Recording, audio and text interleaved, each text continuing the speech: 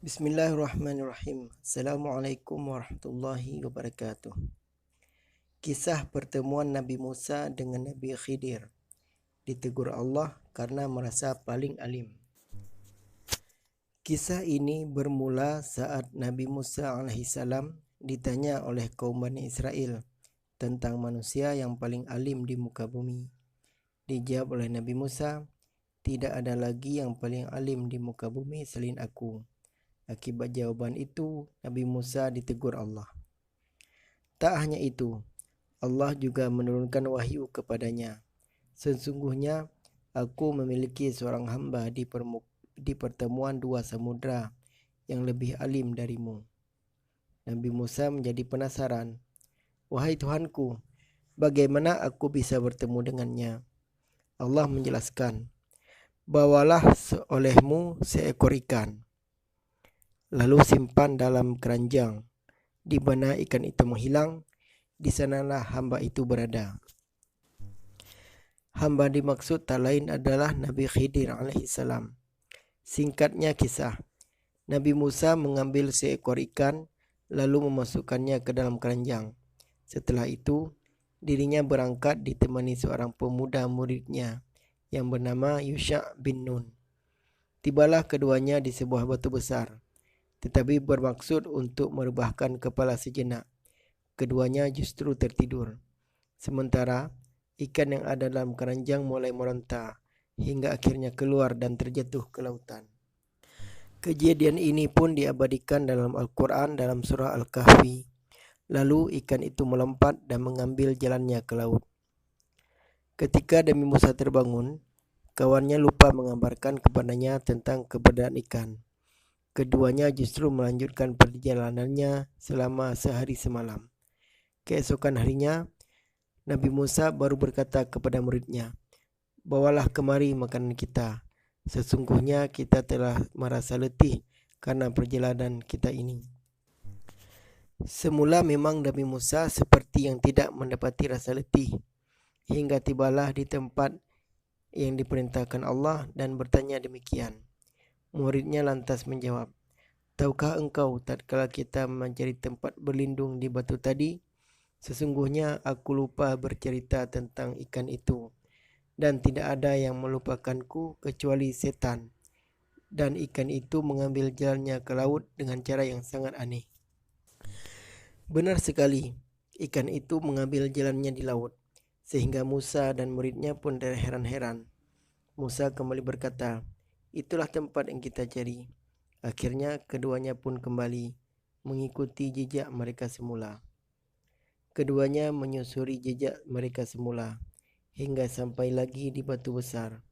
Tiba-tiba ada seorang pria yang berselimutkan sebuah kain.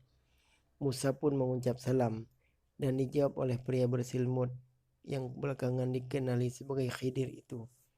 "Bagaimana salam di tempatmu?" Musa lalu memperkenalkan diri, "Aku adalah Musa." Ditanya oleh Khidir, "Apakah Musa kaum Bani Israel?" Musa menjawab, "Benar, aku menemuimu agar engkau mengajariku sebuah ilmu." Kemudian Musa meminta izin untuk mendampingi dan mengikuti Khidir. Namun keinginannya itu dilakukan oleh hamba saleh itu. "Sesungguhnya kamu sesekali tidak akan sanggup sabar bersamaku, wahai Musa, sebab aku memiliki sebuah ilmu Allah yang telah ajarkan kepadaku, namun tidak engkau ketahui. Begitu juga engkau memiliki ilmu Allah yang telah diajarkannya kepadamu, tetapi tidak aku ketahui." Musa pun berusaha meyakinkan Khidir, "Insya Allah engkau akan mendapati aku sebagai orang yang sabar, dan aku tidak akan menentangmu dalam sesuatu urusan pun." Secara tidak langsung, Khidir menjanjikan kepada Musa bahwa kemampuannya untuk bersabar ditentukan oleh perkenan dan kehendak Allah. Tak lupa, sang hamba memberi persyaratan kepada Musa agar tidak bertanya apa-apa kepadanya sampai dirinya menjelaskan semua alasan di balik apa yang dilakukannya. "Jika engkau mengikutiku, Janganlah engkau menanyakan kepadaku tentang suatu apapun, sampai aku sendiri menerangkannya kepadamu. Berjalanlah Nabi Musa dan Nabi Khidir menyusuri pinggiran pantai. Saat ingin menyeberangi pantai yang lain, keduanya mendapati kapal kecil yang telah mengangkut para penumpang. Untungnya, para awak kapal telah mengenali Khidir. Singkatnya, mereka pun membawa Khidir dan Musa menuju pantai yang dituju tanpa diminta imbalan apapun. Di saat demikian, keduanya melihat seekor burung yang hinggap di pinggir kapal. Lalu sang burung meminum sedikit air laut dengan paruhnya. Khidir berbisik kepada Musa, "Demi Allah, tidaklah ilmuku dan ilmumu di sisi Allah kecuali seperti air laut yang diambil burung itu dengan paruhnya." Saat keduanya berada di dalam kapal, Nabi Musa merasa heran luar biasa karena melihat Khidir melubangi kapal tersebut dengan melepas salah satu papannya. Musa pun lupa dan ingkar akan janjinya. Dalam pikirnya, setiap kerusakan di bumi adalah kejahatan, dan kejahatan lebih berat lagi karena dilakukan kepada orang-orang yang telah berbuat baik pada dirinya. Nabi Musa lantas menanyakannya, "Mengapa engkau melubangi perahu itu yang akibatnya akan menenggelamkan penumpangnya? Sungguhnya engkau telah berbuat satu kesalahan besar." Di sana Khidir mengingatkan Nabi Musa akan janjinya. "Bukankah aku telah berkata, sesungguhnya engkau sekali-kali tidak akan sabar bersama denganku?" Pertanyaan Nabi Musa yang pertama dilakukannya karena lupa, sebagaimana yang disampaikan dalam Rasulullah SAW. Keduanya pun melanjutkan perjalanan. Namun, Nabi Musa kembali melihat keanehan yang dilakukan Khidir saat mengambil seorang anak kecil yang sedang lucu-lucunya dan aktif bermain. Kemudian menidurkannya. Anak itu lalu disembelih dan kepalanya dipisahkan dari tubuhnya. Melihat hal itu, lagi-lagi Musa tak mampu bersabar. Ia kembali mengingkari janjinya, padahal dirinya tahu akan janji yang telah disampaikannya. "Mengapa engkau membunuh jiwa yang bersih, bukan karena dia membunuh orang lain? Sesungguhnya engkau telah melakukan sesuatu yang mungkar." Khidir pun melontarkan teguran yang sama kepada Musa. "Bukankah aku telah berkata, sesungguhnya engkau sekali-kali tidak akan mampu bersabar bersamaku?" Di sini Musa menyadari jika dirinya tidak akan mampu lama-lama menemani Khidir, sang hamba yang saleh itu. Ia tak kuasa melihat setiap kejadian yang dialaminya. Sementara dirinya terdiam, keadaan itu kembali kepada dua hal. Pertama, kembali kepada tabiat Musa. Sebagai sosok yang berjiwa pemimpin, Musa mungkin sudah terbiasa kritis atas setiap apa yang telah dilihatnya. Di saat yang sama, ia tidak terbiasa berdiam diri ketika melihat perkara yang tidak disukainya. Kedua, syariat Musa tidak membenarkan pembunuhan terhadap seorang anak, kemudian membiarkan pembunuhnya bagaimanapun keadaan pelakunya. Artinya, dalam hal ini, Nabi Musa mengakui kesalahan yang dilakukannya terhadap Khidir. Karenanya, ia kembali meminta kesempatan yang ketiga dan berjanji, jika kembali bertanya sesuatu, dirinya berhak untuk berpisah dan ditinggalkan Khidir. Mereka pun melanjutkan perjalanan sampai di suatu kampung yang penduduknya kikir. Mereka berdua mencari orang-orang yang berkenan menjamu, namun tidak mendapatinya seorang pun. Meski demikian, Khidir tetap memperbaiki sebuah dinding rumah di kampung tersebut yang nyaris roboh. Lagi-lagi merupakan perkara aneh. Mereka diketahui sebagai kaum yang kikir, namun Khidir mau memperbaiki dinding rumah mereka tanpa mendapat imbalan apapun. Disinilah Musa sudah memilih untuk berpisah dengan Khidir. Hal itu ditunjukkan dalam pertanyaan tentang alasan mengapa Khidir mau memperbaiki rumah para penduduk kampung itu tanpa imbalan sedikit pun. padahal dari mereka tidak ada yang mau menyambut dan menjamu. Seandainya Musa bersabar dalam mendampingi Khidir, tentu Nabi Musa akan mendapatkan banyak keajaiban dan rahasia yang dialaminya. Sayangnya, Nabi Musa memilih berpisah setelah Nabi Khidir menjelaskan rahasia di balik semua yang dilakukannya. Adapun perahu itu adalah milik orang-orang miskin yang bekerja di laut. Maka aku bermaksud membuatnya cacat, karena di hadapan mereka ada seorang raja zalim yang merampas setiap perahu yang terlihat masih bagus. Jelas Nabi Khidir pada Nabi Musa.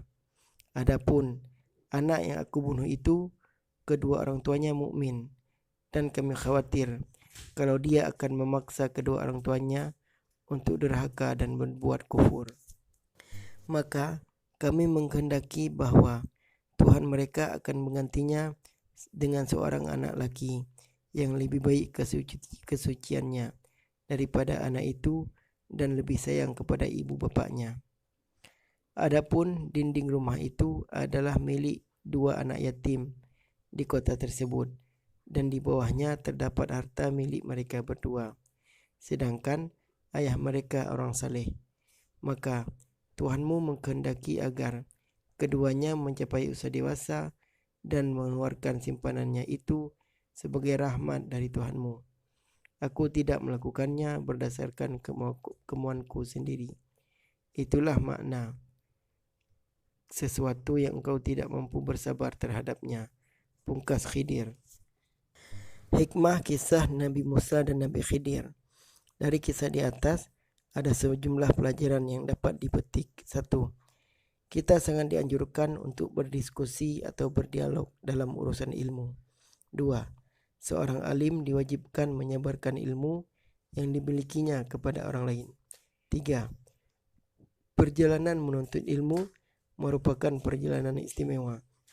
Nabi Musa sendiri menempuh perjalanan yang cukup melelahkan demi menemui seorang yang alim dari dirinya. 4. Kedudukan dan keutamaan dirinya tidak sampai menghalangi Musa untuk menemui dan mengikuti orang yang diharapkannya memberikan ilmu. 5. Kita disyariatkan untuk melayani dan mengabdi kepada ahli ilmu dan pemilik keutamaan. Yusha bin Nun misalnya, ia mengabdi kepada Musa. Begitu pula Anas bin Malik juga melayani Rasulullah. Seorang hamba diperkenankan bercerita rasa lelah, kesulitan yang dialami, atau keadaan penyakit, dengan catatan tidak membenci atau menyalahkan takdir yang telah ditetapkan untuk dirinya. 7. Khidir tidak mengetahui perkara gaib kecuali yang telah diberitahukan Allah kepadanya. 8. Kisah di atas meyakinkan kepada kita bahwa Allah Maha Kuasa untuk menghidupkan sesuatu yang sudah mati, seperti menghidupkan ikan yang dibuah Nabi Musa. 9. Melalui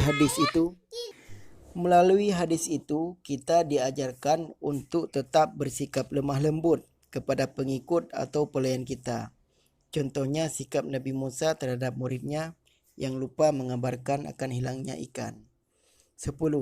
Nabi Khidir telah melubangi kapal dan membunuh seorang anak.